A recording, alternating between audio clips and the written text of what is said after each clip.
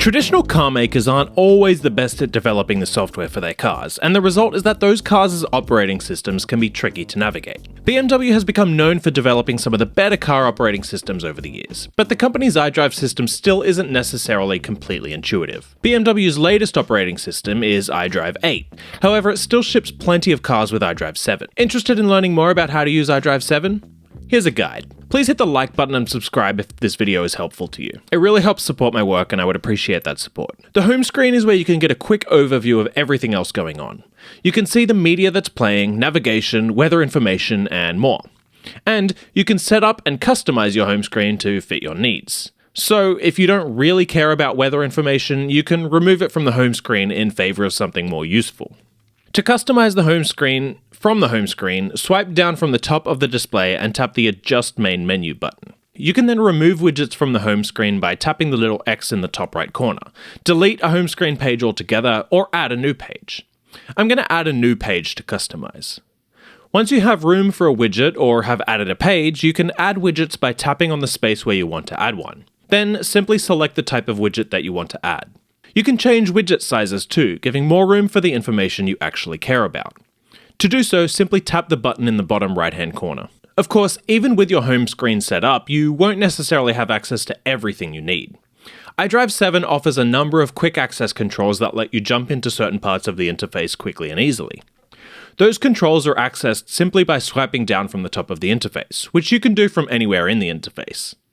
Here, you can see things like your recent destinations for quick navigation, see any notifications you might have, and so on. You can also quickly and easily jump into CarPlay or Android Auto if you have it set up. That can also be done through this button on the home screen.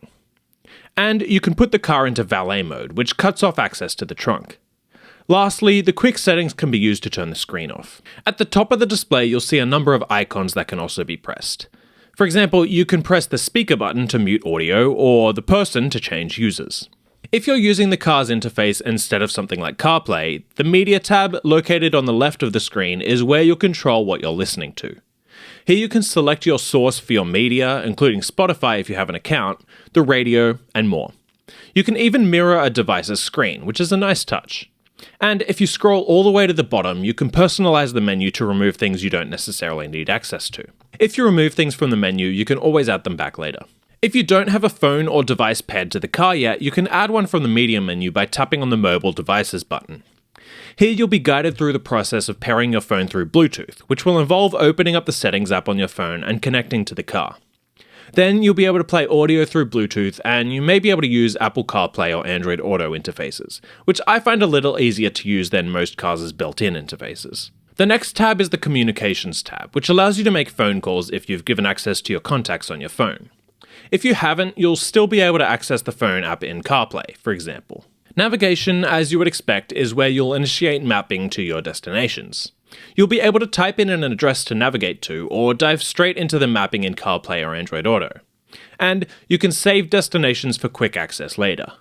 To navigate to a new destination, simply tap on the Where To button and you'll be able to type in an address. The navigation menu also offers a number of other features. The Traffic Info button lets you get real-time traffic information, which might inform the route you take. The Theme Map button lets you access particular types of mapping data. For example, you can see a parking map to see nearby parking locations, or a gas station map to see nearby gas stations. It's really a nice touch. You can also tweak navigation screen settings, which add a level of customization. Tapping the Settings button in the navigation menu lets you do things like change whether or not you want to avoid toll roads or activate voice guidance. It's worth taking a quick look at these settings, however they may not really change much for you. Next up is the Car tab, which is where you can see settings and the status of your car. Tap on the Vehicle Status button and you'll be able to see things like the tyre pressure and the status of your engine oil. You'll also be able to see what services you should schedule soon, and if there's anything wrong with your car, you'll be able to see what faults are detected, which is a nice touch. In the Settings button in the Car tab, you'll get some things that you can control. The General Settings menu lets you tweak basics like the time and date, the language of the interface, and so on. Driving modes let you access and control your driving modes, which can be switched between using the buttons or the interface itself.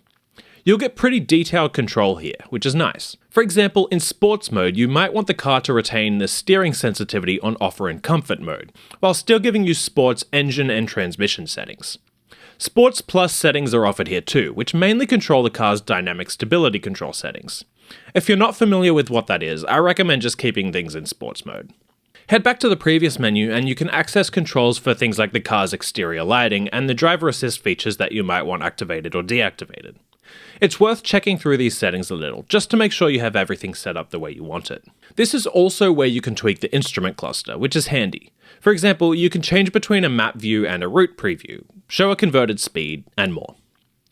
Last but not least is the Apps tab, which allows you to install and access other features that you might want or need. For example, you can see I have the Park Mobile app installed, which lets me pay for parking at certain stations without having to carry around change.